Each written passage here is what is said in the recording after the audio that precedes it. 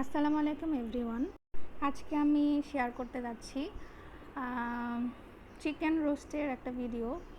এখানে A to Z আমি সব বলে দিব, আর অথেন্টিক একটা টেস্ট পাওয়া যাবে এইভাবে রান্না করলে। এখানে প্রথমেই আমি বাটার দিয়ে দিয়েছি, আমি কোনো তেল ইউজ করি নাই। বাটারের মধ্যে আমি দারুচিনি, এলাচ, তেজপাতা দিয়ে ভালো মতো ফ্রাই করে নিয়েছি, একটু ব্রাউন হয়ে গেছে। তারপরে ওখানে আমি কাঠবাদাম, কাজু বাদাম মিক্স করে অ্যাড করে দিয়েছি। আমি আজকে রোস্টে কোনো পানি ইউজ করব না, মিল্ক দিয়ে রান্নাটা করব।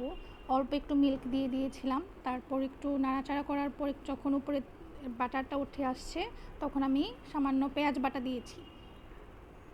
এবার ভালোভাবে একটু নাড়াচাড়া করে নিব যাতে পেঁয়াজের গন্ধটা চলে যায়, আর একটু ভালো মতো রান্না করতে দিব।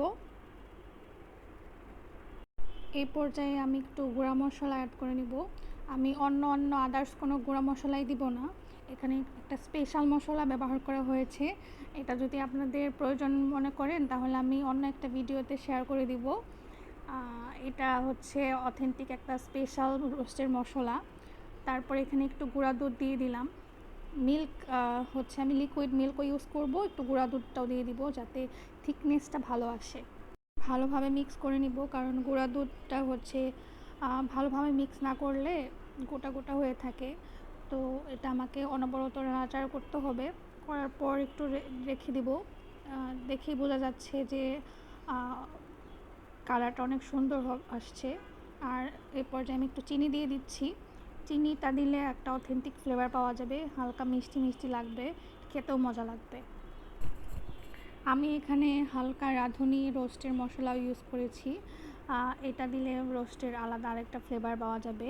এটা না দিলেও চলবে, আমি যে প্রথমে রোস্টের মশলা দিয়েছি ওটা দিয়ে রান্না করলেও হবে, বাট এটা আমি দিয়েছি আলাদা একটা ফ্লেভার পাওয়া যাবে এই জন্য। এই পর্যায়ে লিকুইড যে মিল্কটা ছিল আমি প্রথমে অল্প একটু ইউজ করেছিলাম, বাকি যেটা ছিল ফুল আমি এখানে দিয়ে দিব। আমি কোনো পানি অ্যাড করব না, পানি ছাড়াও এটা রান্না করা যাবে, তবে মিল্কটা একটু বেশি পরিমাণে দিতে হবে। আমি প্রায় 1 কেজির মতো মিল্ক এখানে ইউজ করেছি। আর এখানে আমি 4টা মুরগি রোস্ট বানাচ্ছি, তার মানে হচ্ছে 16 পিস চিকেন।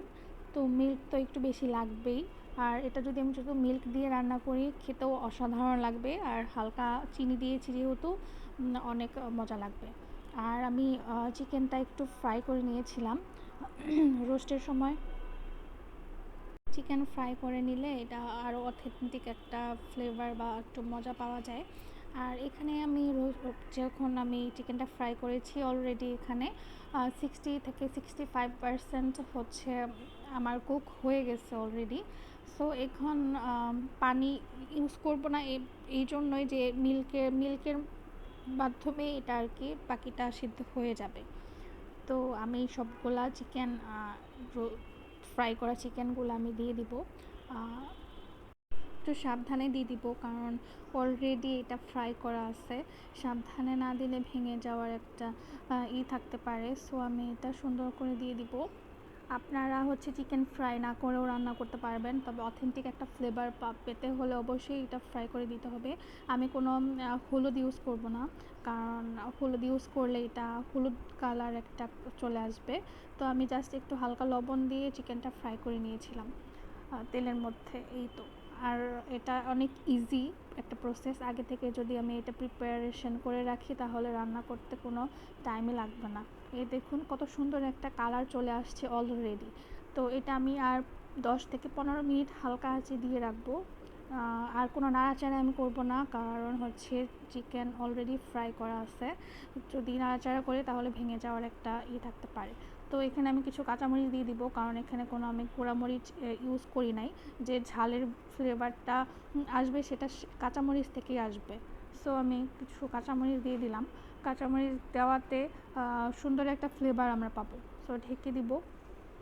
এখন আর বেশি সময় লাগবে না, জাস্ট এটার থিকনেসটা আর একটু করব, ডিপ করে নিব, তাহলেই আমার চিকেন রোস্টটা হয়ে যাবে। আমি 5 মিনিট রেখে আবার একটু নাড়াচাড়া করে দিব। একটু ভালো মতো সবগুলা মিক্স করে দিতে হবে, তা না হলে নিচেরগুলা হয়ে যাবে ওভার কুক হয়ে যাবে, উপরের ওভার কুক হবে না, মানে নর্মাল কুক হবে না। সো একটু সুন্দর করে নাড়াচাড়া করে দিব। তো দেখলেই বোঝা যাচ্ছে যে এটা কত ইয়াম্মি হয়েছে। বেসিক্যালি আসলে অনেক মজা হয়েছে। ভিডিওতে কেমন আসছে আমি জানি না আসলে। এটা সত্যিই খেতে অনেক মজা হয়েছিল। আপনারা এভাবে বাসায় ট্রাই করবেন। যেটা হচ্ছে ফাইনাল লুক। আর বেশি সময় লাগে না এটা রান্না করতে। আশা করি সবাই পাশে থাকবেন। ধন্যবাদ।